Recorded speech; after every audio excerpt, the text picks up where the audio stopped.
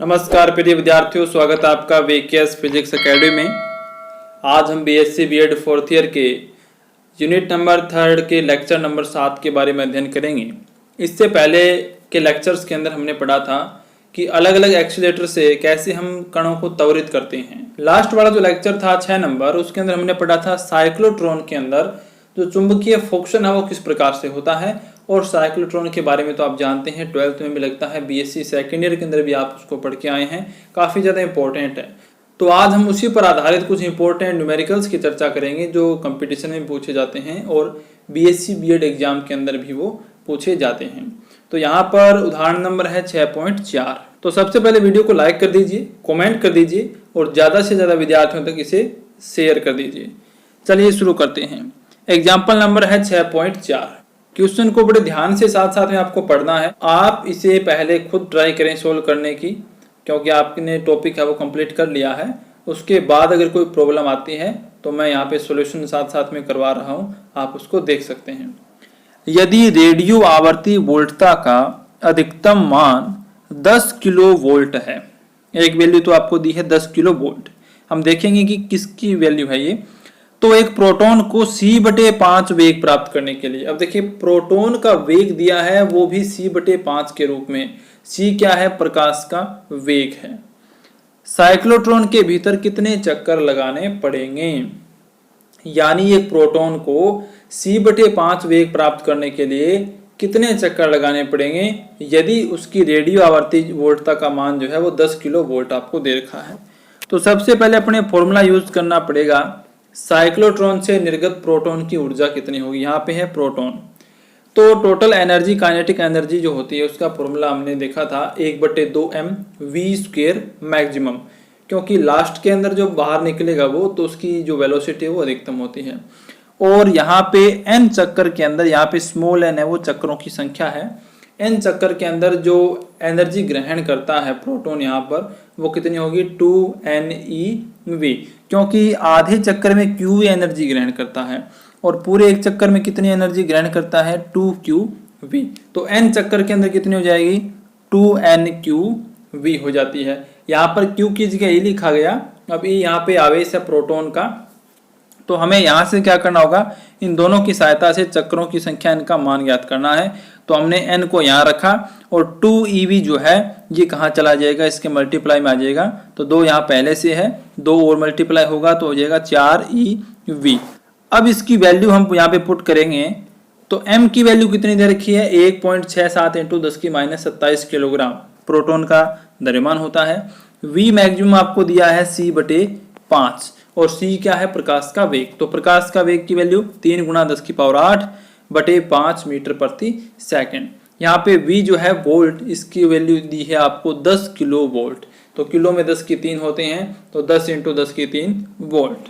और प्रोटॉन का आवेश दे रखा है 1.6 × 10⁻19 कूलाम। तो इसकी वैल्यू जब आप पुट करेंगे यहाँ पर n बराबर फॉर्मूले में, तो आप इसे सोल्व करेंगे तो आएगा 940 चक्कर, यानी कि c/5 वेग प्राप्त करने के लिए प्रोटॉन को 940 चक्कर लगाने पड़ते हैं। तो ये इसका रिजल्ट हो गया, काफ़ी इंपॉर्टेंट है। यहाँ पे देखें 6.5 नंबर उदाहरण जो है उसके अंदर क्या कहा गया, ये भी काफ़ी सिंपल है। एक प्रोटॉन साइक्लोट्रॉन में d के मध्य गैप को पार करने में 1000 इलेक्ट्रॉन वोल्ट ऊर्जा प्राप्त करता है। 1000 इलेक्ट्रॉन वोल्ट ऊर्जा प्राप्त करता है। जब वह साइक्लोट्रॉन में 2500 चक्कर लगाकर निकलता है तो उसकी ऊर्जा का परिकलन करें आप।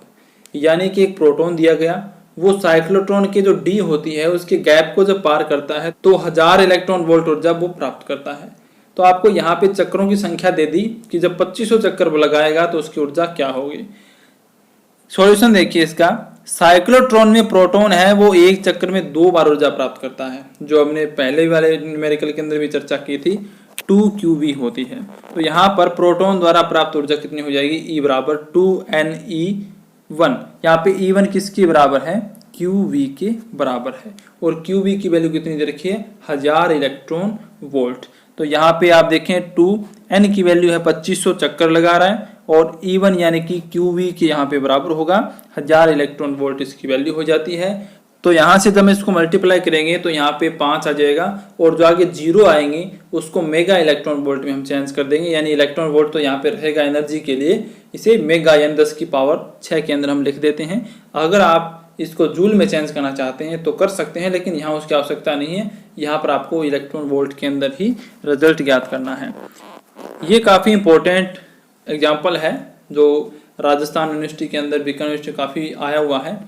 1 मीटर व्यास के एक साइक्लोट्रॉन का उपयोग प्रोटॉनों को त्वरित करने के लिए किया जाता है। अब यहाँ पे देखें 1 मीटर व्यास का साइक्लोट्रॉन है और प्रोटॉन दिए गए हैं 10 मेगाहर्ट्ज आवृत्ति व 5000 वोल्ट शिखर मान का एक प्रत्यावर्ती विभव डीज के मध्य लगाया जाता है।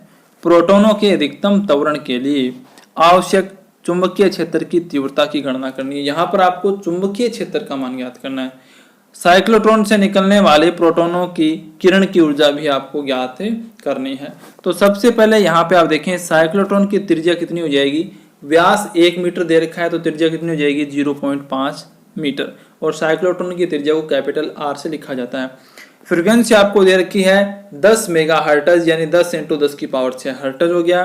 प्रोटॉन का आवेश आप जानते हैं, प्रोटॉन का द्रव्यमान भी आप जानते हैं। अब यहाँ पे देखें आप फॉर्मूला, यहाँ पे फ्रीक्वेंसी का फॉर्मूला हमने बताया था QB/2πm होता है। तो यहाँ से हम क्या करते हैं B को अलग कर लेते हैं क्योंकि हमें चुंबकीय क्षेत्र का मान ज्ञात करना है। तो B का फॉर्मूला हो जाएगा B = 2πfm/q, और सारी वैल्यू अपने पास हैं तो ये टेस्ला के अंदर चुंबकीय क्षेत्र का मान आ जाता है।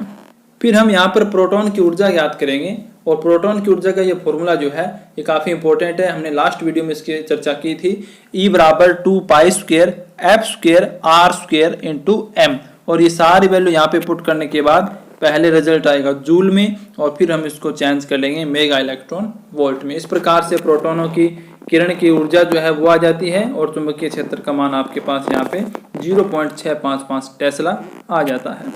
अब एक लास्ट न्यूमेरिकल अपने पास और आता है 6.7। एक साइक्लोट्रॉन के डी की त्रिज्या 1.8 मीटर है तथा उसमें चुंबकीय क्षेत्र 0.7 वेबर प्रति मीटर स्क्वायर है।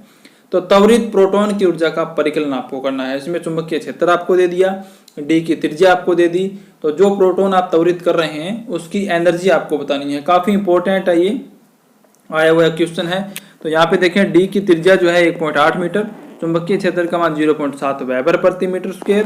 प्रोटॉन कहा गया तो प्रोटॉन का आवेश और प्रोटॉन का द्रव्यमान हम जानते हैं। तो यहाँ पे त्वरित प्रोटॉन की ऊर्जा जो है E बराबर वो क्या होती है 1/2 Q² B² R² m।